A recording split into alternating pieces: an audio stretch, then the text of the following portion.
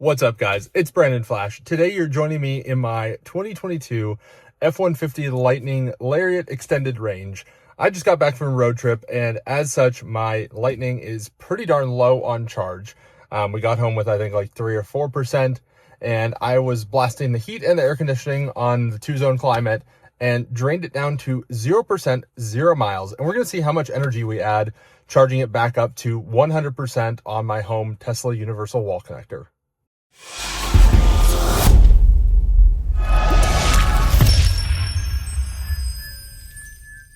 Today's video is brought to you by TubeToolkit.com. Tired of spending hours writing titles, descriptions, and tags for every video?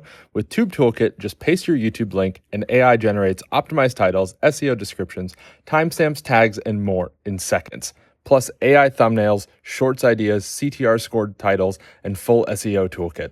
Start free with 3 videos a month. Upgrade anytime as your channel grows. TubeToolkit.com. Turn your videos into content gold. Thank you to Tube Toolkit for sponsoring today's video. So as I mentioned, we are in my F-150 Lightning Lariat. This one has 71,111 miles exactly on it. I bought it about a year ago, put about, I think, 19,000 miles on it, something like that. I think about it with 52 and change, if I remember correctly. But anyway, we got back from a road trip. It was pretty low state of charge, so I figured this isn't the most scientific test as far as battery capacity or degradation or anything like that. However, I need to charge it anyway, so I figured let's make a video, see how much energy we add, see what the vehicle reports as energy available before charging and after charging, and go from there. It's a data point, if nothing else.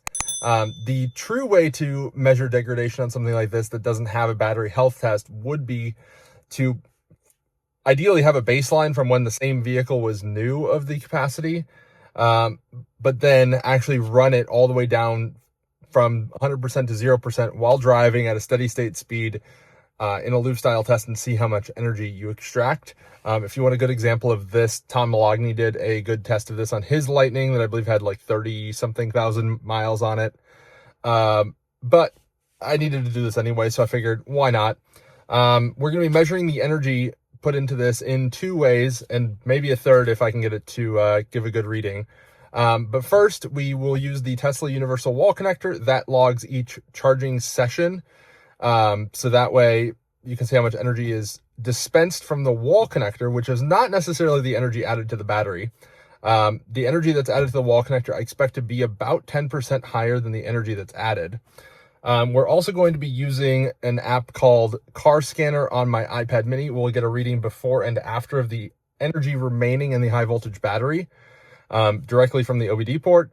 And then we will also look at the Ford Pass app, or I guess just Ford app now, to see how much energy is reported there, because to my knowledge, that reports the energy added to the vehicle, not the energy that was dispensed from the charging station to the vehicle. And then I also have an Emporia view system installed on my home panel and everything. So I have the Tesla Universal Wall Connector circuit as one of my monitored circuits. However, we will be crossing from one day into the next day, which makes it a little tricky. I'll have to see if I can do a custom time range to see for this charging session how much energy was used on that circuit. But anyway, let me just show you the dash and some of the stats on Car Scanner here. And then we'll just get plugged in and I'll see you guys in the morning and we'll talk about it. So without further ado, and I want to mention my universal wall connector will only do 40 amps because I have it on a 50 amp circuit. So this is nowhere near the max charging capability on AC charging that this vehicle can do. My Lightning Lariat, being a 2022, can do 80 amp charging on AC. I have done that once at Tom Malogny's house. It's really actually pretty uncommon to have that available, unfortunately. And I did not have enough electrical capacity here at my house to do that. I wish there was a way I could plug in 2 40 amp EVSEs into it and get 80 amps, because I do actually have 2 40 amp circuit or 40 amp output circuits, 50 amp circuits. I have a NEMA 1450 and the universal wall connector, because that way I can charge the Lightning and the Model Y. Anyway, let me show you the dash, show you Car Scanner, and then we'll get plugged in and get this started. So here you can see my odometer down there. Don't mind the tire pressure monitoring light. Also, I've been getting random TPMS sensor fault warnings intermittently while driving. If you have a Lightning and you've experienced that, and that's started happening all of a sudden, and then they'll also just read totally normal. This vehicle's way too new to have sensors failing. But anyway, if you've been experiencing that, comment down below. Would love to hear if you have a resolution for that, because that's super weird. Here you can see that we have it drained down to 0 miles of range, 0%. So that is your 0%, that's your 0 miles, and then this is your power available bar. So you have 5% available power, which I wouldn't trust that based on my experience when this ran out. Might have to let the out of spec folks do a run to zero test in this to see what kind of buffer below zero it has that is actually usable, because I don't think there is much. And something else interesting is that I had the AC and heat blasting. So I used the dual zone climate, had one side on high and one side on low, and it then shut off, I think probably at 0%. I wasn't in the vehicle when it happened, but it will not let me turn it back on, which is also pretty interesting. And here we have my car scanner set up. So we've got a lot of stats here going on, and feel free to pause and take a look at them. They're all labeled pretty clearly, I think. But here we have the most important one. So this is high voltage battery energy remaining. So you can see from when I started that road trip earlier, we left the hotel with 98.23 kilowatt hour. And there you can see the actual state of charge of the battery is 2.57%. That is the raw state of charge, not the displayed state of charge, because down here you have displayed state of charge, which is 0%. You can see the battery is at a pretty reasonable temperature. I think the temps here in Charlotte shouldn't get too cold tonight. I think probably in the 50-degree range Fahrenheit, so shouldn't have much of an impact on this or have too much extra losses if it was like extremely cold or anything. But without further ado, I'm going to get it plugged in, and we'll take a look at this. I'm going to shut the truck off because that obviously uses energy and we're already fully drained. And let me make sure my cable will reach and get plugged in. So here we go. Tesla universal wall connector with the built-in adapter. If you're looking for an adapter like this, a company called Lens sells one just like this, but as a standalone adapter that you can then use with any Tesla AC charger or EVSE. So there we go. We should be charging here in just a second.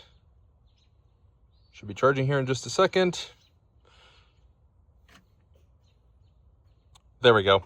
It's pretty normal for it to try to start charging, fail, and then retry and be successful, because it usually tries to start with the Tesla communication protocol and then switches back to J1772, which is the actual like universal standard.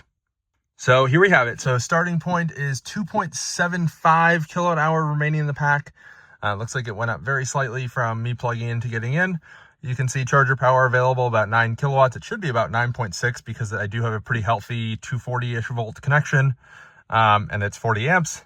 But that's likely what's going to the battery and not accounting for overhead. And yeah, so looks like it's heating the battery slightly up to 28C. And I'll make sure that my charge limit is set to 100%. Let's see if it shows anything here on the dash. The wonderful animation that takes far too long, in my opinion. It's kind of silly, but whatever. So there we go. 9 a.m. Sunday at 100%. I don't think that will be correct at all. I think it will charge to probably like 10:30, 11 a.m. if I had to guess. But I will try to catch it as quickly as I can after it's finished, just so that way I can get this reading as soon as possible after it finishes. Though I might actually just leave this right inside my house, close enough on a charger, that way it can stay connected to the vehicle, because OBD should stay live while it's charging since the vehicle is awake. And then I'll also, of course, have the readings that are persistent regardless. I'm really not sure what to expect as far as energy used. I think probably over 140 kilowatt hour from the wall connector, if I had to guess. And I have seen as high as 131 kilowatt hour on the HVB energy available. But lately I've been seeing about 129, like high 129, 130-ish kilowatt hour. And this battery apparently does have 97.5% state of health, so about 2.5% degradation at just over 70,000 miles, which I think is actually pretty excellent, though it does have very large buffers, so it's hard to say whether that is realistic degradation or just hidden degradation. But regardless of which degradation type it is, I think it's a really good customer experience to have that super low degradation, even as you get higher mileage. So Tesla could learn a thing or two there with vehicles that degrade nearly 10% in their first year, which is pretty crazy. And that's pretty common from what I'm seeing on the new Tesla Model Y and 3. Comment your guesses down below on how much energy you think will be added, and what the energy remaining will be displayed on Car Scanner in the morning when we're at 100%. Would love to hear what you guys think. See you guys in the morning. The next morning. Well, it is the next morning. The truck has been charging for almost 17 hours. And let's take a look and see some of the stats. We're going to turn on the truck here for the first time after having it plugged in. And it is fully charged to 100%. So before we turn the truck on, the truck is showing 127.81 kilowatt hour energy remaining at 100% displayed and 95.67 SOC. We'll turn the truck on, just turned it on. Let's see if this changes at all. Nope, so that's good, I guess. There you can see 322 miles of estimated range at 100%. That is a guessometer, but I believe when you go to 100%, it defaults to an EPA calculation. Someone correct me if I'm wrong down below. I'm going to reset my trip 1 and trip 2 here since this is 100% charge. And let's go over some of the stats. So let's start with the Ford Pass app. So here we can see 315 miles added, even though that shows 315, but it went up to 322 when I turned the truck on. So disregard that a little bit, but here you can see 134 miles energy added. So that is actually into the battery pack, which is a good sign. And it's actually a little bit higher than the 131 originally rated. Here you can see from an app called Wall Monitor. So this pulls data directly from the Tesla wall connector. This shows 142.59 kilowatt hour added. And then here from my Emporia view, so this is actually a current transformer CT, basically a current clamp on the circuit for the Tesla wall connector, and you can see that it had 146.2 kilowatt hour through that circuit. So that's all the way from the electrical panel to the Tesla wall connector. This is measuring at the panel itself. So this is as far upstream, if you will, in the charging circuit at home as you can get. So also interesting that it seemed to ramp up slightly towards the end. It didn't seem to be pulling 40 amps the entire time, which is a little bit odd. I would think the truck would want 40 amps the entire time, but it was pulling like 38.5 or 39 amps, which I have noticed that before on other chargers, that even if it's like a 32 amp unit, it'll sometimes only pull like 30.5 or 31 or 31.5, which is a little bit strange. Not sure if anyone has an explanation for that behavior on the Lightning. Anyway, I'm curious what you guys think on this. I think the degradation is essentially non-existent on this pack. You can see that it is about 10% losses. Someone will do the calculations down below. I have not, but roughly 10% losses from AC charging from the EVSE, the wall connector, into the pack. That's pretty normal because there are conversion losses, and especially just standby energy use when the vehicle is awake for that long. That's part of the reason that level 2 240 volt charging is actually more efficient than level 1 120 volt charging, because regardless of how much energy is going to the battery pack, if your vehicle is awake to be charging at any speed, there are losses involved with that, such as running the coolant pumps, keeping some of the computers awake, all that fun stuff. So lots of stuff going on there to keep the vehicle awake and able to charge, because it cannot charge while it's sleeping, since charging is an active process on the vehicle side. Anyway, would love to hear what you guys think. I'll need to do a range test at some point and see how much energy I can pull out, but that is a pretty large time commitment, which I am a little bit short on at the moment with a newborn. But if you haven't already, hit the like button, hit the subscribe button. We'll see you guys on the next one. Thank you guys for watching.